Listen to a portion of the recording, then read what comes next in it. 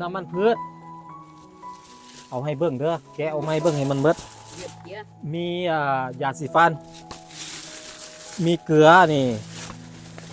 เป็นนัวนี่พี่น้องบ่มีห่วงใส่กระโปรงกับข้าวลึก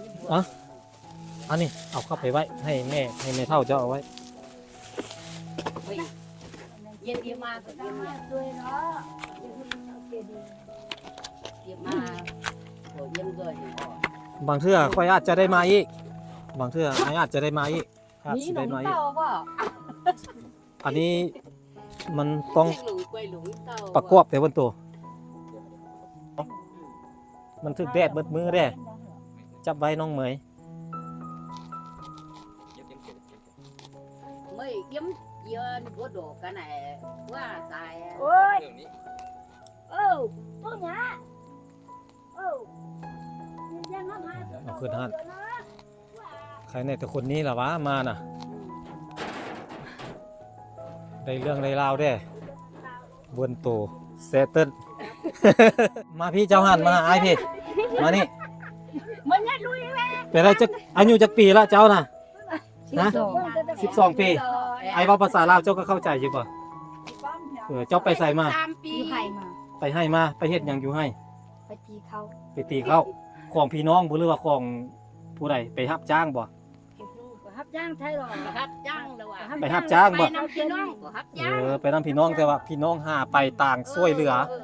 ก็เจ้าเอาเงินให้หรือเอาเข้าให้เอาเข้าให้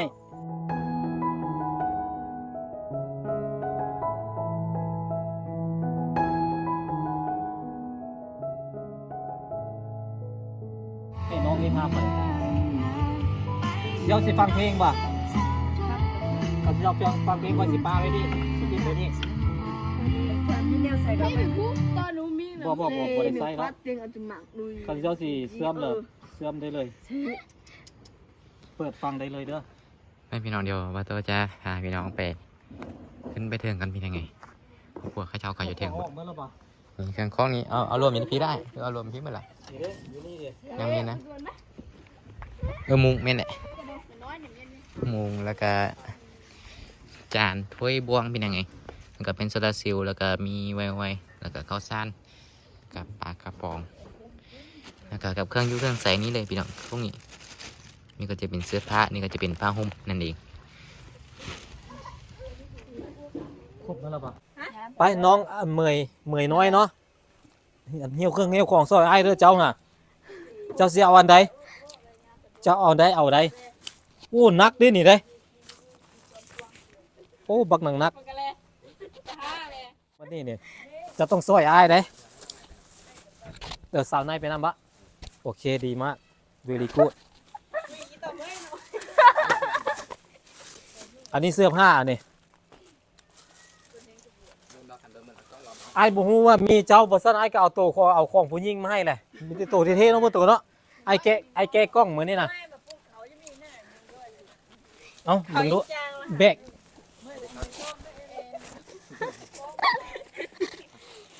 มีข้าวปูล่ะมืดบ่โอเคอุ้ยเหยียบมาแล้วไปทางใดไปทางพี่บ่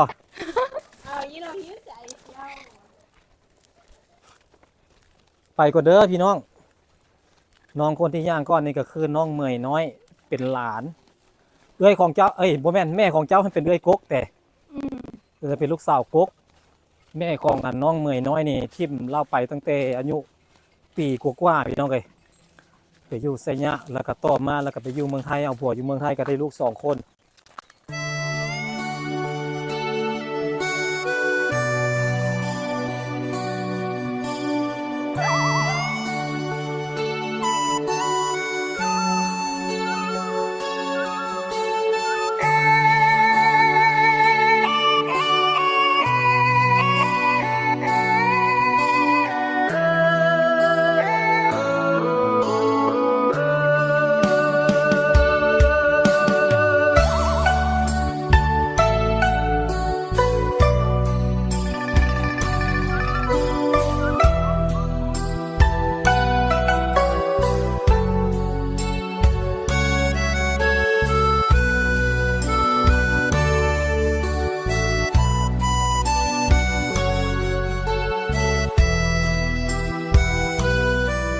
สบายดี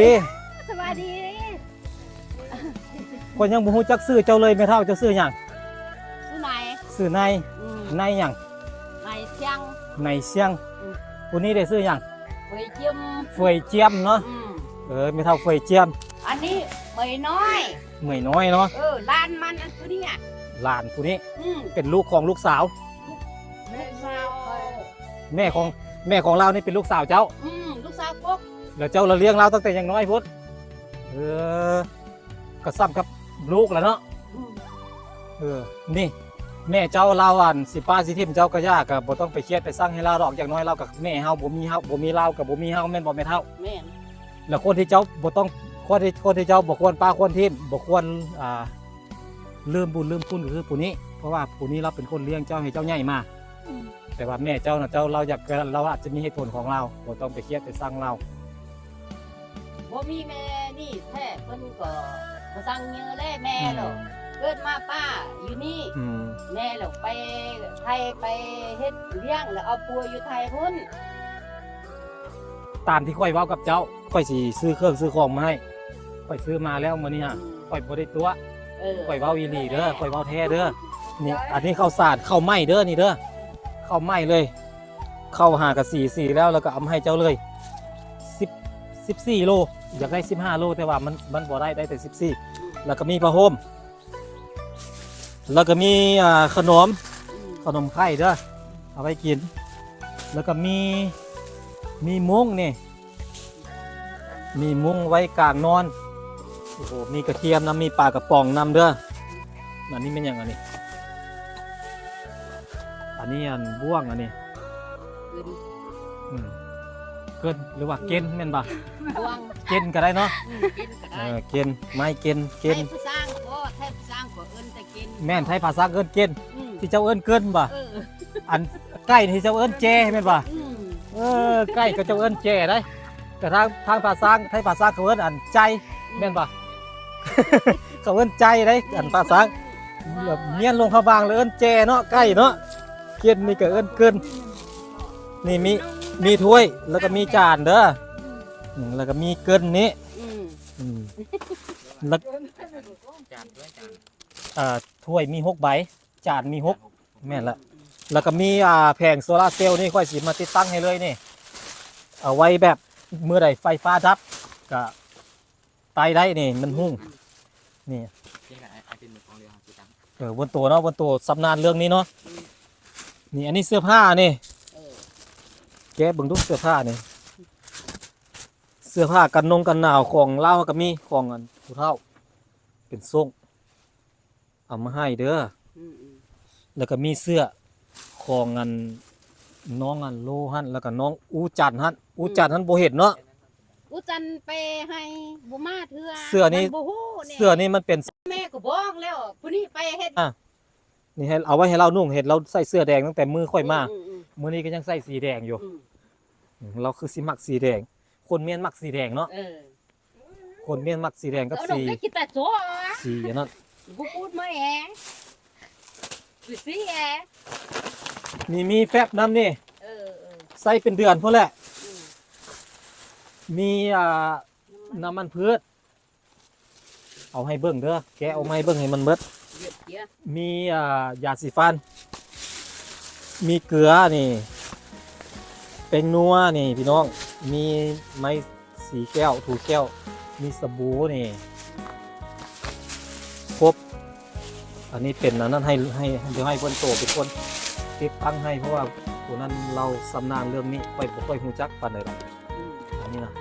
ตั้งค่อยซื้อมาให้อันนี้ต้องขอบมกขอบใจอ้ายซาดลีเราเป็นคนเมียนคือกันนี่แหละเราอยู่ภาษาเราอพยพไปอยู่ไทยแล้วบัดนี้เราไปอยู่อเมริกาเดี๋ยวนี้นะเราเอาเมียคนไทยแล้วเราก็อยู่ต่างประเทศเราก็เลยเห็นในฐานะคนยาวคือกันคนเมียนคือกันเราก็เลยอีตนสงสารเราคุยกับค่อยติดต่อกับค่อยล่ะอันใดที่มันจำเป็นอันใดที่มันช่วยได้ก้อนก็ช่วยไปก้อนเราค่อยก็เลยซื้ออันนี้มาก้อนนี่ แสงสว่าง เราอยากเห็นนั่นน้องอันอูจันฮันเพราะว่าน้องคนนั้นเป็นคนรับผิดชอบครอบครัวบ่ว่าจะเป็นบักเพชรเป็นนัวเกลือ ข้าวสารอาหารแห้งแต่เป็นคนนั้นเป็นคนรับจ้างรับได้แล้วมาซื้อมาให้แม่ บ่ได้อยู่ดู อันน่ะก็เลยอยาก มื้อนี้มันบ่ฮู้มาให้มันฮู้แต่พวกมันดู ค่อยกับบอกอยู่บอกให้น้องเบิ่งโตว่าโทรบอกน้องในให้อันบอกอันน้องอูจันทร์อยู่ตอนแรกเรามาบ่ มาอยู่แล้วลูกก็อีไปบ้านหรือว่าซะนะ เบิ่งก่อนค่อยก็น่าจะอยู่คันเราสิมาเรามามืดบ่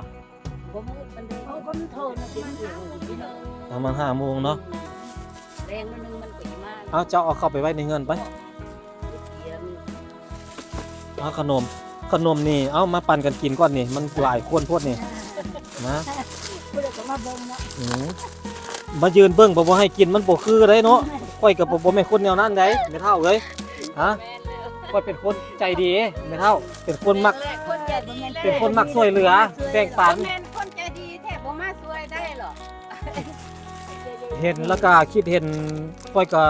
สมัยค่อยยังน้อยค่อยก็เคยพ่อแม่เคยทิ่มไปแต่ว่าเขาเจ้าเพศเวียกแต่ก็บ่ได้แบบนี้เขาเจ้าก็กลับคืนมาคือเก็ค่อยก็ถึงว่าค่อยสิบ่เคยทุกข์แต่ค่อยก็เข้าใจว่าความทุกข์ความยากความลำบากน่ะมันเป็นตาญาติได้ไม่เท่าได้ มันเป็นตาญาติค่อยก็เคยเจอเคยพบเคยเจออยู่อันได้หมดทุกคนหรือยังเอาให้จ่ายปันกันกินเด้อ มันมีเสื้อแขนยาวนำไอเอาให้ฮะเอาเข้าไปไว้อึ๊บเอาเข้าไปไว้ปะมีผ้าห่มน้ ไม่เยี่ยมหาย ำผ้าสร้างแบง ค่อยกับเบาได้น้อยหนึงไม่เท่าเบาได้บ่ได้หลายดอกค่อยๆเฮียนไปนี่แหละปลากระป๋องมี2 แพ็คเด้อ3ในครัวทีแรกว่าสิเอาอันมงกุฎนี่มันสิราคาถูกกว่าแล้วมันเปิดง่ายกว่าแล้วมันบ่มีค่อยก็เลยเอา3ในครัวนี่แหละเขาเจ้าเปิดได้อยู่ดอกมันใส่บ่วงนะใส่บ่วงงัดเอาถ้วยบ่วงอันนี้บ่เห็นมีถ้วยบ่วงใส่กับโป๊ะกับข้าว ไม่ยังตั้ง ลึกอันนี้เอาเข้าไปไว้ให้แม่เท่าเจ้าเอาไว้ เย็นมาเย็นมาเย็นมาเดี๋ยวเกิด บางเทื่อค่อยอาจจะได้มาอีกบางเทื่ออาจจะได้มาอีกอาจ นี่ จะ มั ได้ น มาอี เก่าก ป่ะ อันนี้มันต้อง หลุมไปหลุมเก่า ประกอบแต่บนตัวเดี๋ยวให้บนตัวเอาจับไว้แม่เท่าขออนุญาตใส่แม่เท่าเด้อ ผมเป็นยัง เดี๋ยวมีให้น้องจับ เอาบนตัวเฮ็ดบังดูประกอบบังดูบนตัวไงบนตัวประกอบให้ ต้องมาน้ำมันอยู่นี่เดี๋ยว บ่ฮู้หลายก็ได้อยู่ในกล้องพี่บอกบนตัวนี่ กล่องนี่มีอีกน้ำนี่ค่อยลืมเอามีให้เรามีไว้แก๊สนึง มีไว้อยู่แก่น ช่วยไปก่อนเท่าที่ช่วยได้ อาจจะบ่ได้ช่วยตลอดแต่ก็โดนๆมาเท่านึงเอาเนาะก็ดีกว่าบ่ให้หยังเลยเนาะอืม บ่มีแต่จูลุงนี่ดิโตนมันยังมาช่วยหั่นแหละ นั่นแหละอีตนเห็นแล้วก็อีตน พี่กอนบอกเพิ่นก็มาทายอันรุ่มบัดนี้เราบ่เฮ็ดน้องเมยเจ้าก็อยู่เฮือนหลังนี้แม่นบ่ตั้งแต่น้อยจนใหญ่อยู่เฮือนหลังนี้เฮือนหลัง เพิ่นปลูกมือ อันนี้ปลูกไม้แต่ บ่อนเก่าอยู่ร่มพุน มันเก่าอยู่ที่ บ่อนเก่าหันมุงหญ้าบ่ ก็อันนี้เขาสัง เป็นนี่หรอ มุงสังกะสี งานมาอยู่นี่หรออันนี้ดินไป อัน เข้า นี้แน่อันบนเก่าเพิ่นอยู่กองส่วนนี่นี่ บ่อนเก่าเราอยู่กองส่วนพี่ อยู่หั่นแล้ว อันนี้ ว่า เขาจำเป็นให้อยู่จังดินเข้า อยู่สิญาเพิ่นมาแล้วอยู่เฮือนอันลานเพิ่นนั้น ดินหันเกลือนมายันอีลงห้วยพุ่นโอ้ ย่านดินทับรถห้วยก็เลยไม่เท่าใจดีก็เลยให้มาอยู่นี่ เอาเบิ่ง เพิ่นมาอยู่พี่ เบิ่งเอาเด้อไม่เท่าเด้อ เบิ่งเอา อีต้นเขาเจ้า ด้วย เป็นเจ็บ อีต้นเขาเจ้าเบิ่งเอาบุญไม่เท่าซอยกันเอาบุญอย่างน้อยก็เฮาก็เป็นคนเผ่าเดียวกัน เป็นลาน นี่เป็นลานไม่เท่าเนี่ย เออ เฮานี่ อันนี้นี่แต่เฮานี่ครับมันไม่เท่าในเบิ่งมันตลอดเป็นเจ็บก่อนนี่แต่เฮาทรงเท่านี่ เอาเบิ่งเอากันอย่างน้อยก็เป็นคนเผ่าเดียวกัน ลูกหลานไอ้น้องกันเบิ่งเอากันบ่ป้าบ่ทิ่มเด้อ บ่ที่แลมันอยู่พุ่นก็บ่มีบ่อน มัน อ มี ยู่ บนอยู่ มาอ จั ยู่ งเป็นรถมันไม่อยู่ในเท่านี้ของเพิ่นมันอันนี้เรามันข้ามไปเฮิรน น้องในเฮียนน้องเมยเจ้าเฮียนห้องใด ไม่น้อย เมยน้อยเฮียนห้องใด โคซี ปอซี่ อืม ฮอดปอซี่แล้วก็ออกเนาะ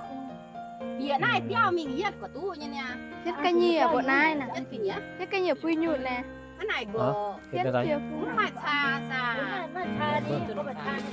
บ่ตัวไอ้บ่เอาไว้ฝั่งนั้นมันสิถึกแดดมืดมือกว่าบ่ไว้ฝั่งนี้ล่ะตอนแรกมันบ่ถึกแดดได้ เอาไว้ฝั่งนั้นเอาไว้ข้างกันหลังกะสีฝั่งนั้นเอามันถึกแดดมืดมือเด้จับไว้น้องเหมย Mới kiếm giờ có đồ cái này quá xài. โอ้ยโอ้โอ้ยโอ้ เอาขึ้นห้านใครในแต่คนนี้ล่ะวะมาน่ะได้เรื่องได้ราวเด้บนโตแซเติ้น Cái tên này. บนโตแซเติ้น Anh ấy có cái tên quá. แต่แซเติ้นบ่นี่กะ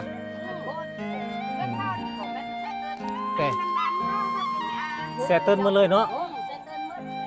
เจ้าได้แซ่หยังแซเติ้นคือกันโอ้แซเติ้นนี่เป็นแซ่ใหญ่เนาะแซเติ้นหลายเนาะค่อยกับแซเติ้น ค่อยกับแซเติ้นคือกัน แสงนะเพื่อสร้างเพลิงสร้างว่าเพื่อสร้างนั้นน่ะ บอกได้อธิบายเด้ออันใดซากแบตซากเครื่องซากสาย USB ซากแบตได้ก็ซากไปเลย บอกเพิ่นเด้ เป็นไดบ่ตัวตั้งเวลาตั้งหยังมันได้อยู่แล้วบ่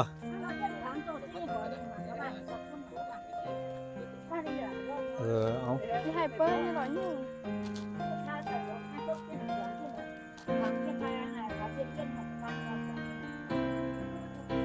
เอาเฮ็ดบ่ได้มัด Masa, nani macam นะ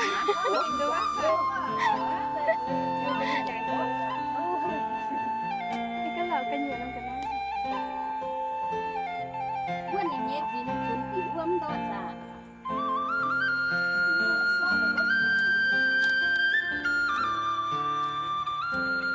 Atang merkan ruam kuper no.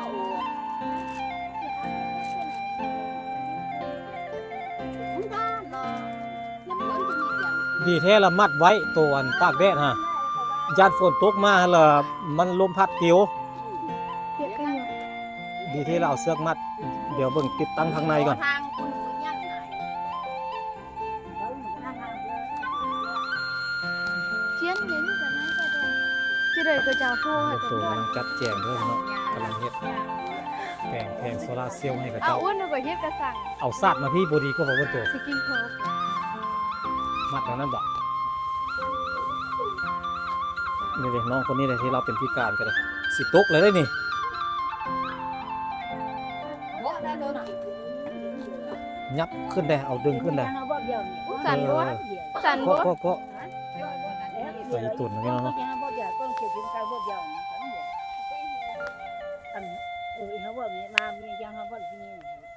ในฟาวกระจุบ่เบี้ยวเพิ่น ได้แล้วมันบ่ตัวแบบนี้ซากแล้วแต่แม่นี่ ที่ เนาะ ให้ปูงี้เหรอนั่นน่ะ Cũng phát là นั่นไง เอ หนู อ มีมดนี่ หากา mày Nè. cũng hay. หาก็ได้2ขีดบ่ได้กดตั้งเวลาแต่บ่ลองกดตั้งเวลาไว้ลงเบิ่งบ่ เดี๋ยวถ้า Cái món của mằng miên châu, miên tây tứ cũng เออ mằng. บอกวิธีกับเจ้าเด้อเอารีโมทมาแล้วบอกวิธีกับเจ้าได้บอกอันน้องเมยฮะก็ได้ นี่เอาไปสร้างผู้ถึงใจได้ ตัวนั้นเอาไว้ซักแบตเด้อน้องเมยเด้อตัวนี้เนี่ยเอาไว้ซักโทรศัพท์ก็ซักได้ Hiu lek chăn, nó bảo có hiu lek เอารีโมทมาเบิ่งดู Nín hiu lek chăn để chúng hết chăn. ลุง Nè. รอมมาสั้นนำในสั้นนำในที่สร้างไปเลย อันนี้ก็เป็นหน่อไม้เนาะหน่อไม้โถงเฮ็ดไว้ Bùa,บอกเราไหม mằng đấy. บอกน้อง Hiu chăn. Ồ. เออคงเสียไม่แต่ว่าป่วยกับคงแต่ตรงนั้นเนาะ Cung tẩy từ hoa nòm. ก็ดี ใส่หลอดไฟมันคือบ่แจ้งหมดคู่อ่านบ่ตัวเบิ่งกดบ่ฮะ แจ้งไว้ หมดคู่อ่านบ่ นี่บ่แม่นนี่ บ่แม่นเนาะบ่มีเนาะโอ แล้ว เค บ่เสียสั้นนอม อืม แล้วก็ได้เป็นนอนแต่สั้นนอมแล้วลุงรอมก็นี่ก็นั่นก็ นอนจักคนเนี่ยอยู่นี่นี่ นึงกันแตกก็ถ้าว่านี่แต่ดาว สามสี่ ลุงรอมเจียวบ่ไปปรุง โอจันโลจัน ก็นี่สร้างนะ แล้วก็เมย เวลาบ่ปรุงแต่ลุงรอมบ่สั้นนอมเลยสั้นนอมสิๆเลย แล้วน้อง สิสร้างคุณแล้วก็แต่ เมยน้อยนอนที่ จ้ำน้ำสิ น้องเมยน้อยผู้สาวเนาะเราเป็นผู้หญิง จ้ เราเป็นผู้หญิงเป็นผู้สาวเรานอน ำ ที่ นั่นแหละปุงเจีย โอ้บ่นี่บ่อนนอนนี่เด้ นั่นน่ะ บ่อนนอนก็เลยพี่น้องส่งสิฮ้อนเนาะพัดลมก็บ่มีบ่พัดลมบ่มีแต่พัดลมก็บ่มี ปกติน่ะอีปุงเจียนบ่จัดสุนนอกซี่น่ะจับ เมื่อยน้อยนอนนี่ อ๋อ พอเบิ่งเฮือนก็ได้พี่น้องเบิ่งนี่ฟ้า แม่ นี่ แหละ ฟ้านี่ ฝน พระ นี่ไม่ว่า ฝนลั่งเด้ผู้ดีแต่นอนได้เนาะ ยับ โอ้ แม่ ไป ก็ ตัว วิทยุใส่บ่ได้แล้วป่ะ ใส่ไปได้ละ แม่ เอาไว้ให้ผู้นี้ฟังเนาะ อืม ผู้ที่ก้อมเล่าเนาะ บ่เป็นแหละ ให้ บ่เป็นฟังละให้ อย่า น้อง เอา น้องสาวน้อง เราอยากเอาอยากฟัง น้องปูน้องปู ไป ตาย ซื้อมีเงินซื้อ เอ มี อ ก็เพิ่นเดิน ก็จะเอาให้บาทนี่ล่ะจะไปซื้อก็บ่มีเงินซื้อก ว่าทำไมถ้าต่อ เอาได้แล้วบ่วันตัวไปมัด พอดีเราวิสันมาเลย แต่มัดหลังคาไป ใส่อูจันทร์อยู่ใส่ แต่นะ เดือนนะตัว อูจันทร์มาแต่ หนู ตื่นก็เสียเขียนตื่น หนู เก็บไว้อูจันทร์นี่เป็นลูกชายล่าแต่ ลูกชายล่าแหละ ทั้งหมดแล้วลูกเรามีจักคน4คน 4 คนหั่น ผู้หญิง2ผู้ชาย2 น้องหมาน้องว้าว อู้จัน เพิ่ เพิ่ น น จะ จะ มาเขาสัน นี่ว่าอูจันทร์เนาะผู้นี้เนาะซื้ออูจันทร์เนาะ คนนี้แหละ ผู้นี้ซื้ออูจันทร์มาพี่เจ้าหันมาหาอ้ายพี่มานี่ มันยังลุยแม่ แต่ได้จักอายุจักปีละเจ้าน่ะนะ12 ปีไอ้เว้าภาษาลาวเจ้าก็เข้าใจอยู่บ่เจ้าไปใส่มา 3 ปี ไผ่มา ไปให้มาไปเฮ็ดหยังอยู่ให้ ไปตีเขา ไปตีเขาของพี่น้องบ่หรือว่าของผู้ใดไปรับจ้างบ่ รับจ้างใช่หรอ รับจ้างแล้วว่า ไปรับจ้างบ่ ไปนำพี่น้องก็รับจ้าง ไปนำพี่น้องแต่ว่าพี่น้องหาไปต่างช่วยเหลือก็เจ้าเอาเงินให้หรือเอาเข้าให้ เอาเข้าให้เจ้าเป็นน้องชายล่าแม่นบ่ตามซักแล้วนี่น้องคนนี้นี่เป็นหลานเราได้ แต่ว่าผู้นี้นี่อายุหลายกว่าน้องเมยน้อยนี่อายุหลายกว่าเนาะผู้นี้14 ปีผู้นี้จักปีผู้นี้เจ้านี่12เข้า13เนาะตามซักแล้วผู้นี้ตรงเอิ้นลาวนี่เอิ้นนาบ้าวเนาะพวกเอิ้นนาบ้าวนาบ้าวภาษาเมียนเว้าได้ภาษาเมียนนาบ้าวนี่ เนา เนาเนาะเนาแปลว่านาบ้าวเนาะนี่ไอ้จากรวมนํเจ้านี่เจ้าก็มีแต่อันสมมุติว่าเกิดเอ้ยอันเมยน้อยรับไปเอาผัวรับไปอยู่น้ำผัวเนาะ เอาหนูก็มา บัดนี้ก็เหลือมันก็สิเหลือแต่เจ้าแล้วก็แม่แล้วก็อ้ายเจ้าโลจันทร์นั้นแม่นบ่เจ้าเข้าใจบ่ถ้าเกิดว่ามื้อใดมื้อหนึงแม่เจ้าบ่อยู่ก็เหลือแต่เจ้ากับอันโลจันทร์แม่นบ่บัดนี้เจ้าอ้ายจะบ่ให้เจ้าอันอย่าป้ายอย่าทิ่มอ้ายเจ้าโลจันทร์นั่นน่ะเบิ่งเอาลาวเด้ออีต้นลาวเด้อ มาเนี่ย อีต้นลาวเป็นห่วงลาวซอยตัวเองบ่ได้กินข้าวก็กินเองก็บ่ได้ก็เราก็อาศัยเจ้า โอ้มันคือเฮานี่นั่งกินยังบ่สร้างกินมีแต่นอนกิ คนเฮาน่ะน้องสิอ้ายสิบอกเกิดมาเป็นคนแล้ว ถึงว่าสิแม่นหยังสิเกิดก็ย่าบ่ให้ป้าให้ทิ่มไอ้น้องกันเลือดเนื้อเสื้อไข่อันเดียวกันพ่อเดียวกันแม่เดียวกันเด้อฮักแพงกันเด้อฮักแพงกันไว้อ้ายอยากร่วมนํเจ้าอ้ายอยากคุยนํเจ้านี่เจ้าก็ออกโรงเรียนแล้วแม่นบ่เจ้าเรียนนอนห้องใด บ่ห้า ปปสอง ออกปฮะ ออกกสอง ออกปสองก็อ่านออกเขียนเป็นอยู่บ่ภาษาลาวพออ่านได้อยู่บ่บ่ได้เลยเนาะน้องเรียนฮอดแต่ปสองสาเหตุที่ต้องออกนี่ก็เพราะว่าบ่มีเงินแม่นบ่ครอบครัวทุกข์ยากคันยังเรียนอยู่นี่ห้องใดนี่คันยังเรียนอยู่นี่ ทางคนนึง บ่ยังบ่ห้าบ่จบเรือรู้ อ๋อคันยังเรียนอยู่ประมาณป .4 ป .5 เนาะแต่ว่าด้วยความที่แบบว่า มันบ่มีพ่อแม่บ่มี ด้วยความที่ว่าครอบครัวทุกข์ยากพ่อก็บ่อยู่แม่ก็ป้องตุ้นอ้ายแล้วก็ข้าวน้ำซ้ำปลาก็ถ้าเกิดว่าผู้นี้บ่ไปรับจ้างรับบ้ายกับบ่มีมาให้กินพี่น้องเนาะเราก็จำเป็นต้องไปออกโรงเรียนเพื่อหยังเพื่อที่จะไปหาเงินมาซื้อข้าวมาซื้อเกลือมาเพชรเป็นนัวทุกสิ่งทุกอย่างค่าฝุ่นค่าไฟค่าใช้จ่ายในครอบครัวกับแม่นลาวนี้เนาะกับแม่นลาวนี่เพราะว่าเจ้าคิดเบิ่งอายุ12 ปีรับผิดชอบครอบครัวคิดเบิ่งพี่น้องจักซ้ำใดเนาะ เป็นเสาหลักของบ้านเป็นเสาหลักของเฮือนเพราะว่าเราเป็นผู้ชายน้องชายละบ่เฮ็ดก็จำเป็นต้องเฮ็ด ยังเจียนแน่ ถ้าเป็นไปได้ถ้าเฮียนโตได้ ถ้ามี บัว เงินเข้าโรงเรียนเจ้าอยากเฮียนอยู่บ่หรือว่าพอแล้วบ่เฮียนแล้ว บัว อยากเฮียนแม่นบ่ ตุ้มเมียน อยากเฮียนให้มันฮอดป .5 เนาะให้มันนั่นอ่านออกเขียนเป็นเนาะอย่างน้อยเวลาเจ้าไปไสยะไปเมืองนานเขาตัวเจ้าขึ้นรถเจ้าก็สิอ่านออกรถนี้มันบ่แม่นไปไสยะเด้นี่รถนี้ไปเวียงจันทน์นะเนาะอ่านออกเฮาอ่านออกเขียนเป็นเขาก็สิตัวเฮาบ่ได้แม่นบ่เอาแบบนั้น ถ้าเป็นไปได้น้องก็อยากเข้าโรงเรียนอยากเรียนให้มันจบป .5 เพราะว่าอ่านออกเขียนเป็นเนาะ แค่ว่ามันยัง อืม เข้าอายุมันพอหันตายแล้วบ่มีคน ถือว่าเรากตัญญูอยู่ถือว่าเรามีคนสงมันแล้วก็บ่มีเงินแน่ ไอ้ว่าเขาก็สิซื้อเป็นเล็กตัดเล็บให้เจ้านี่เด้ข่อยเกือบลืมเอาให้เอาไว้ตัดเล็บให้ลูกเด้อนี่เห็นเล็บยาวแล้วก็มีเงินอยู่บ่หลวงบ่หลายเนาะสิเอาให้เด้อเอาให้น้ำจิตน้ำใจเอาให้ไปไอ้สิให้200,000เด้อให้200,000ไอ้สิให้เจ้าวันให้กำลังใจเจ้าตามที่ไอ้เว้านี่เจ้าเข้าใจอยู่บ่เข้าใจเนาะเกิดว่ามื้อใดมื้อหนึงเอ้ยผู้นี้เราไปเอาผัวไปอยู่กับผัวเพราะว่าคนเฮาเมียนส่วนใหญ่สิเอาเขาสิเอาไผเนาะ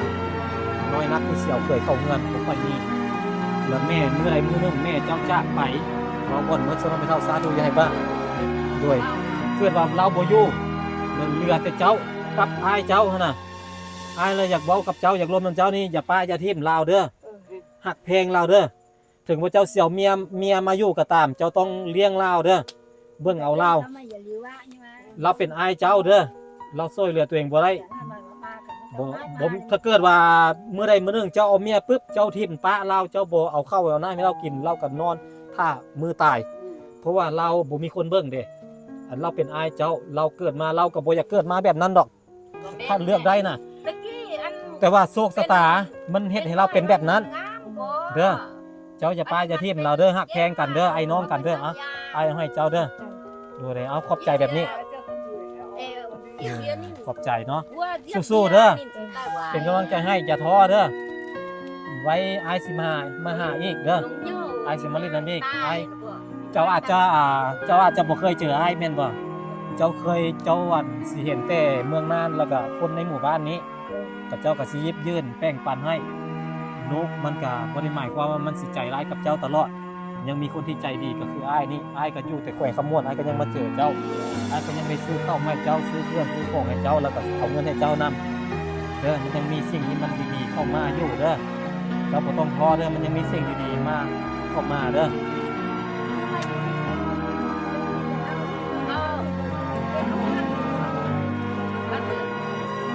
บ้านเกิดเมืองนอนอยู่แขวงขมวนเท่าขี่รถไปก็ประมาณ900 ลักเจ้าคิดเบิ่งบ่ได้ใกล้ๆเลยไสยะมานี่60 ลักจากไสยะมานี่ก็ไกลเติบแม่นบ่60 ลักเจ้าคิดเบิ่งบ้านของลูกน่ะ900 กว่าลักไกลได้ไม่เท่าได้ ค่อยก็ยังได้มาพบมาเจอนี่ก็ย้อนว่าบุญวาสนามันได้มาเจอกันค่อยก็ซอยเหลือเท่าที่ช่วยเหลือได้ตั้งใจเด้อ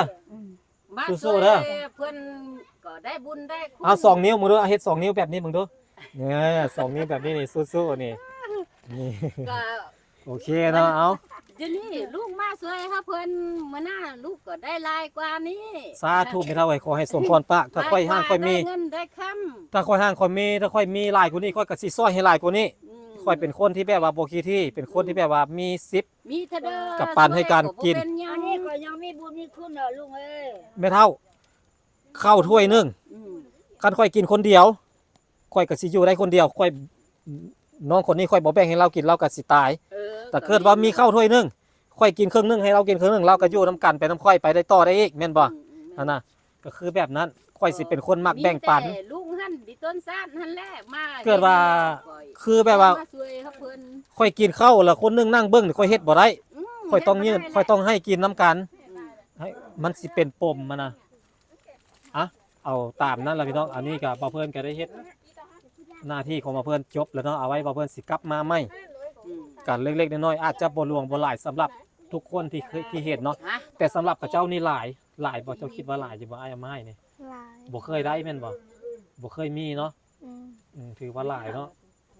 ก็คือสำหรับกับเจ้านี่หลายสำหรับบางคนอาจจะบ่หลายแต่สำหรับกับเจ้านี่หลายเพราะว่ากับครอบครัวกับเจ้านะบ่เคยได้อย่างที่มันเป็นแบบนี้บ่เคยมีคนที่สิมาช่วยเหลือละลาแบบนี้เนาะบ่เคยมีแม่นบ่ตั้งแต่น้อยจนใหญ่บ่เคยเจอเนาะ